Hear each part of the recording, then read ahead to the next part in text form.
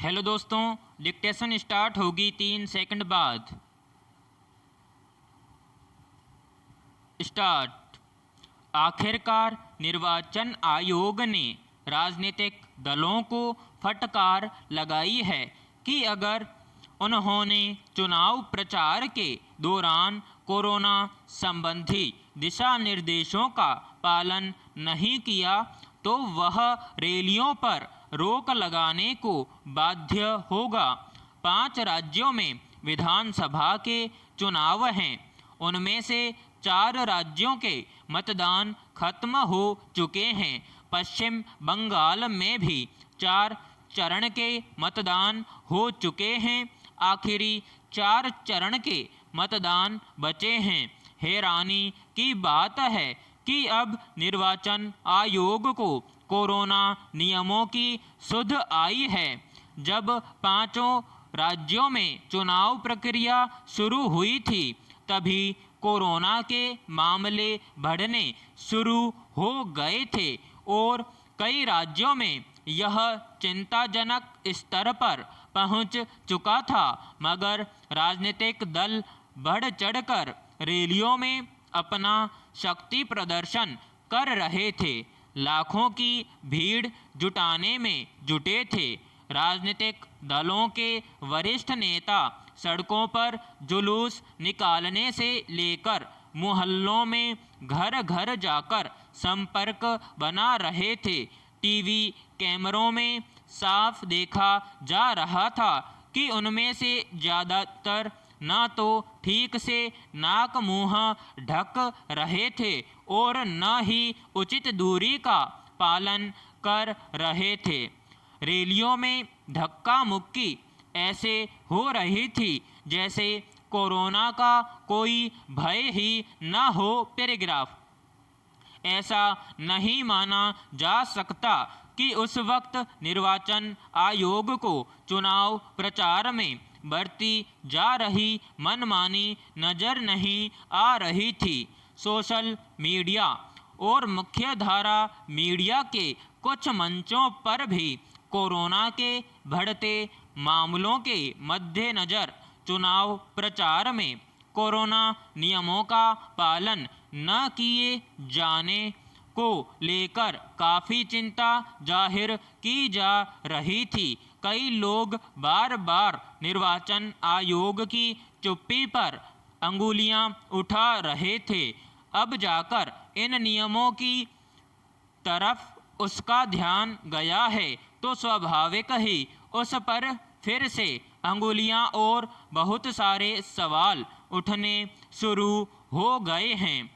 इस बार 5 राज्यों खासकर असम और बंगाल में चुनाव प्रचार के दौरान राजनीतिक दलों की मनमानियों को लेकर खूब आपत्तियां दर्ज कराई गईं और सब में निर्वाचन आयोग की भूमिका लगभग निष्क्रिय बनी रही। उससे उसकी मंशा पर जितने सवाल उठे शायद पहले कभी नहीं उठे। कोरोना नियमों को लेकर उसकी चुप्पी सचमुच हैरान करने वाली थी। इस दौरान जब कई राज्यों में रात का कर्फ्यू और सप्ताहांत की बंदी लागू की गई, अनेक जगहों पर कोरोना नियमों का पालन न करने वालों के खिलाफ पुलिस की सख्ती के कई उदाहरण सामने आए, जिसमें ठीक से मास्क न पहनने पर कुछ लोगों को बेरहमी से पीटने तक की तस्वीरें खूब प्रसारित हुईं। पर निर्वाचन आयोग चुनाव प्रसार में कोरोना नियमों के उल्लंघन को लेकर चुप्पी साधे रहा। पैराग्राफ। हम सब अपने जीवन में कई तरह की गलतियां करते हैं। गलतियां इतनी बुरी नहीं होती जितनी हम उन्हें बना देते हैं। हर बात का सकारात्मक और नकारात्मक पहलू होता है। अगर हम सकारात्मक पहलू की तरफ भी ध्यान दें तो हमें नकारात्मक में भी कहीं न कहीं आशा की किरण दिखाई देगी। गलती का सकारात्मक पहलू यह है कि गलती ही हमारी सफलता का वास्तविक आधार है। यह बात सुनने में अजीब लगेगी, लेकिन कटु सत्य यही है। दरअसल गलती करना एक स्वाभाविक और प्राकृतिक प्रक्रिया है। हमारे घर, परिवार, समाज और कार्यालय में गलती करने वाले व्यक्ति को संदेह की नज़र से देखा जाता है।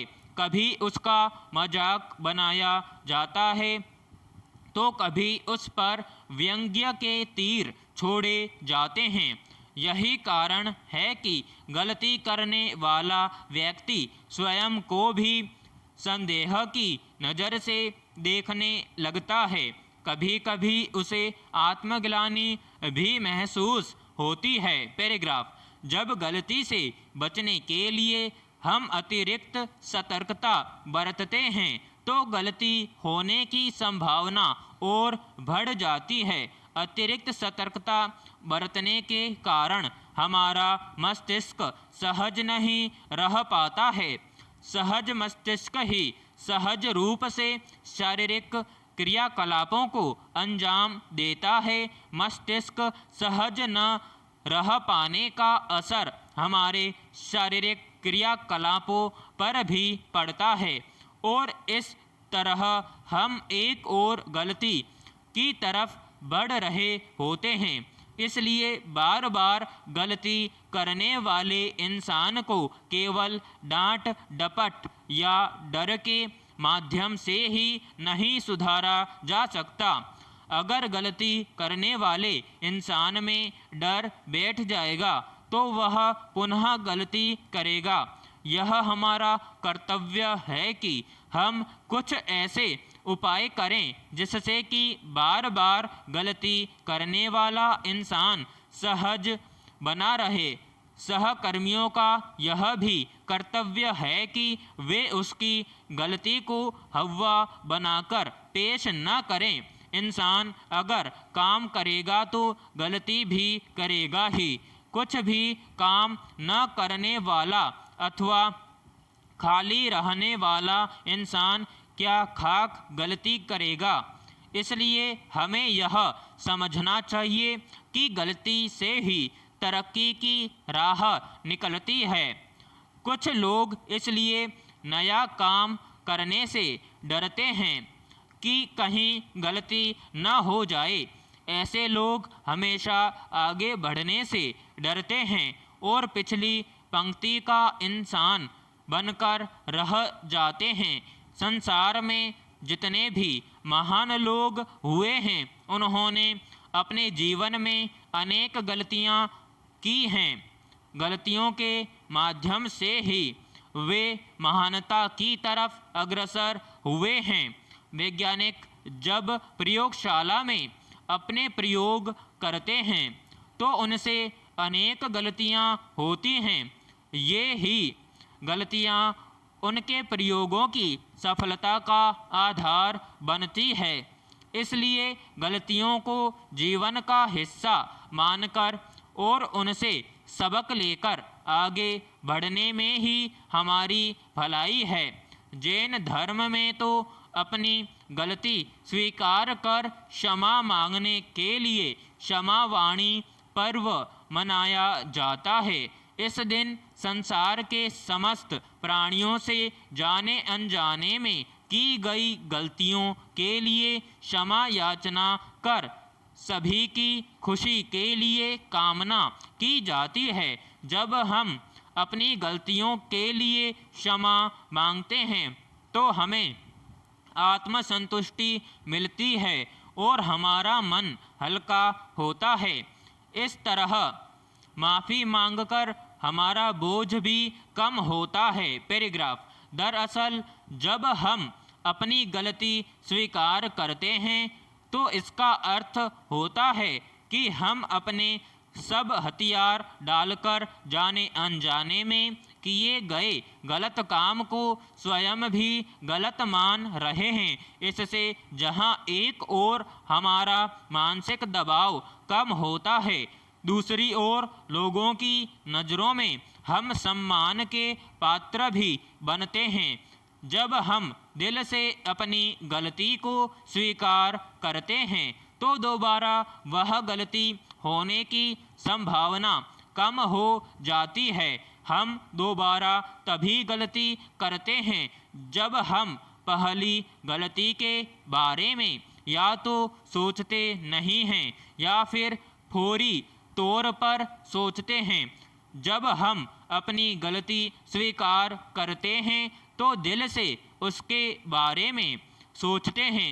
इसलिए गलती के बारे में दिल से सोचेंगे तो हमें उसमें भी सकारात्मकता दिखाई देगी, यानी गलती ही हमें हमारी सफलता का आधार दिखाई देगी। जब हम बार बार गलती करते हैं तो गलती करना हमारी आदत बन जाती है। जब यह आदत पक जाती है तो हम स्वयं तो दुखी होते ही हैं, दूसरों को भी दुख देते हैं। बहरहाल बार बार गलती करने की आदत छोड़िए और एक दो गलती के बाद आत्मचिंतन कीजिए।